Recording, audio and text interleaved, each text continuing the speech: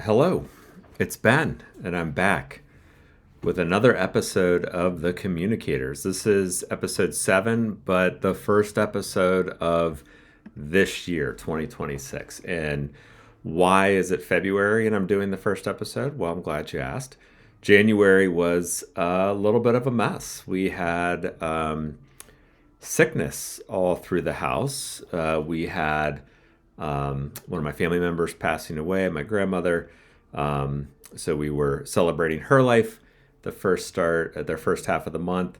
And then there were like 7,000 snow days. I think my daughter, who is in high school, has gone to school twice since the start of the year. And one of those was map testing. I swear there are so many snow days. And yet, there are so many people that no matter what happens, whether their school's canceled or not, really like to get mad about it. I have never seen such a polarizing topic. But a lot of people really hate snow days one way or another. So it's freaking cold. I know that. So kids shouldn't have to walk to school in this, and buses can't start, and some buildings don't have heat. And oh yeah, on top of all that, the roads, they're not real safe. So how about we all just take our breath and relax and deal with the snow days? So that's what's been going on. And then we had Groundhog's Day, which I don't know. I'm here in Ohio, so Buckeye Chuck said spring's coming. Pennsylvania, Puxatawny Phil said there's more. I don't really care. I just know that when I look outside, it's still cold and there's snow on the ground. So I don't really care what you say, groundhogs. But that's where we are, and we're finally here in February with the first episode of the year.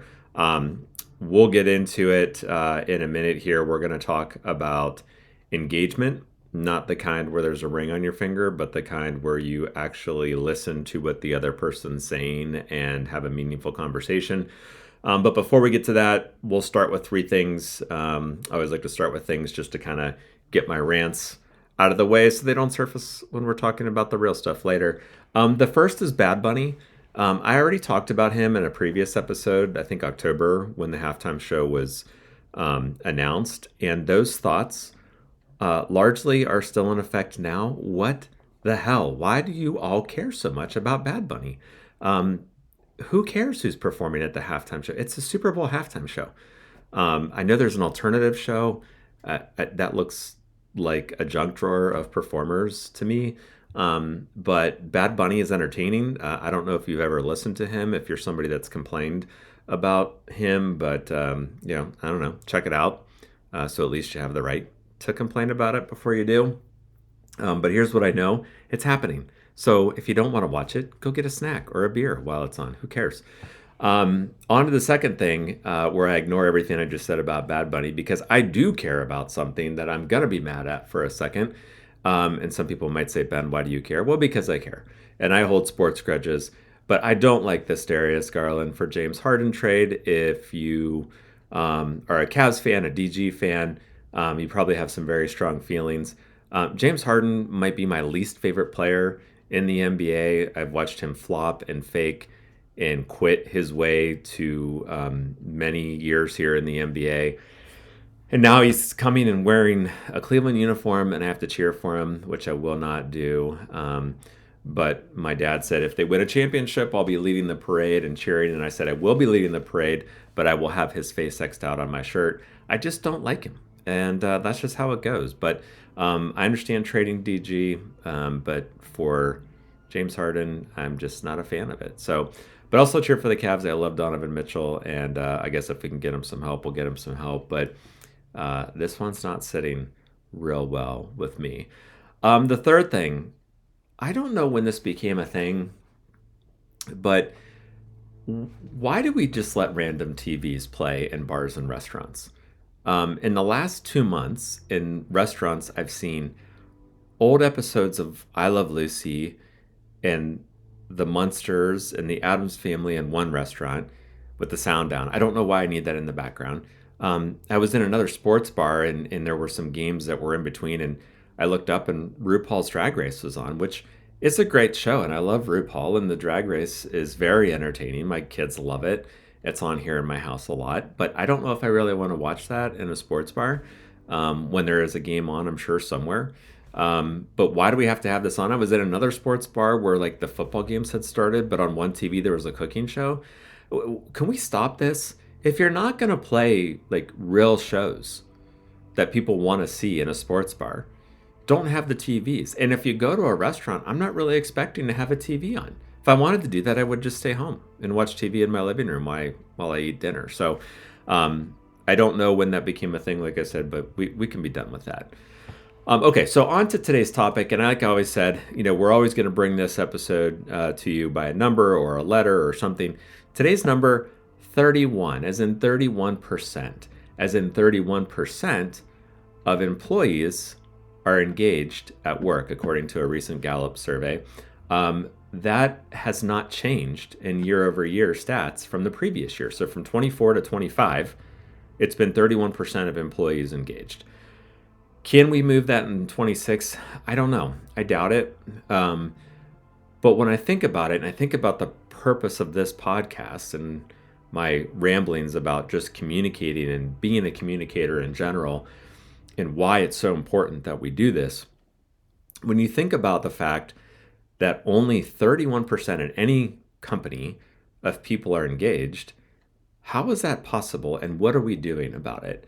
Something's not working, clearly. And you could probably carry that over to your personal lives where you're listening to somebody and you're on your phone or they're on their phone or they're doing this because now we check our watch when a text comes in, and like this has just all of a sudden become okay, I'm checking my watch if you're listening to this, where you're looking at the text and it's like okay to do that. And so then we wonder why engagement is so low at work. It's because we've made all these disruptions and distractions okay. I've complained before about just the public noise when you go into a grocery store, or a restaurant, or anywhere, and people are on a speakerphone talking right in your face, or in the grocery store going down the aisle with somebody on FaceTime. These distractions have become part of our lives. So how are we supposed to separate that from personal to professional?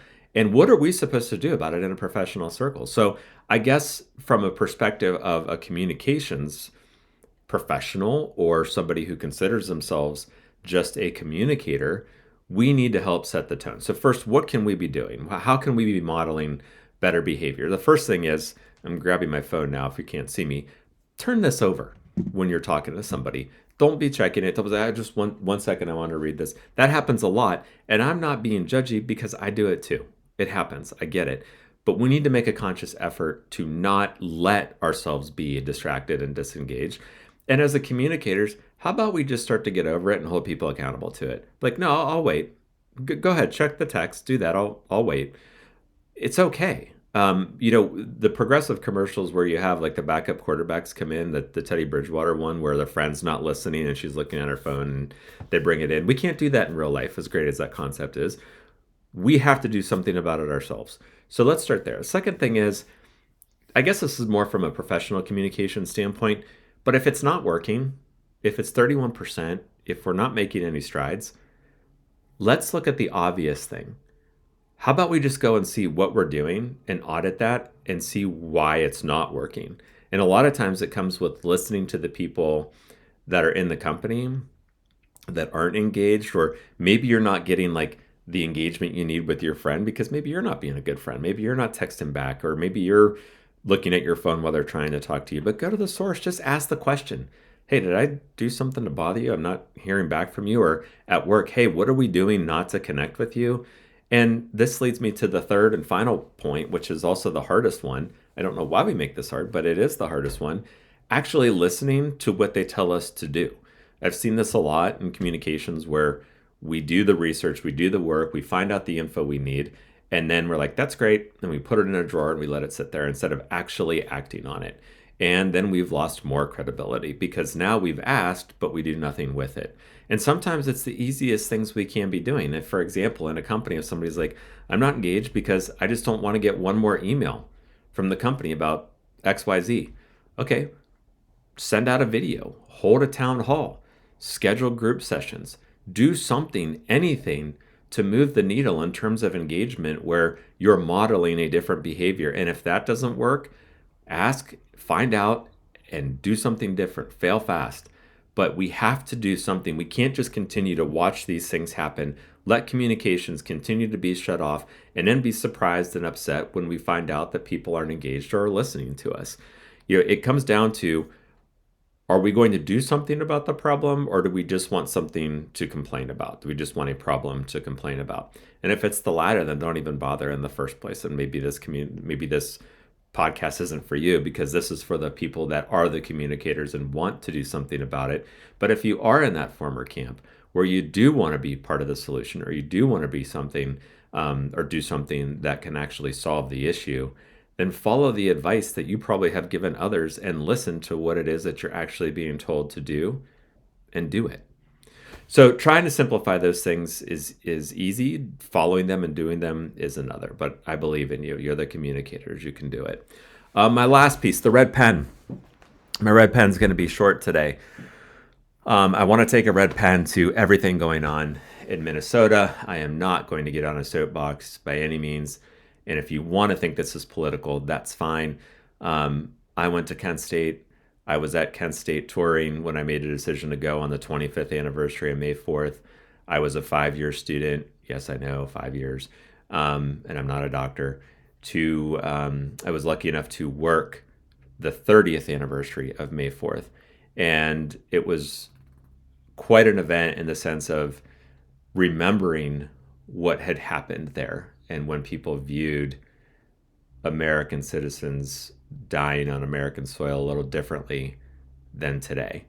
And you can argue with me all you want about the circumstances surrounding it, but at the end of the day, that's what happened.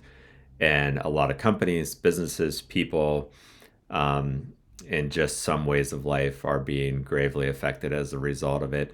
And so the fact that some might think this is political is even sad from that perspective, that you would think that there's one way or multiple ways to view something like this happening, when there really is only one way to view it. So I'm taking a red pen to all that, thinking about all the families that are affected and the businesses that are affected, and people that are just living in fear and concern right here in the United States while all this is going on in Minnesota. So thinking of all of you, that is my red pen for today. And that is a wrap for this episode of The Communicators. If you have any topics you'd like me to cover, if you want to come on and discuss anything with me, specifically as it pertains to communications, would love to have you. I will be more consistent with these episodes now that I got the first one under my belt here, and kind of a formal start to the year now that we have all of those things in January out of the way, which has been a rough start to the year. So glad to be back here in February and talking to you again. So thanks a lot, and talk to you soon.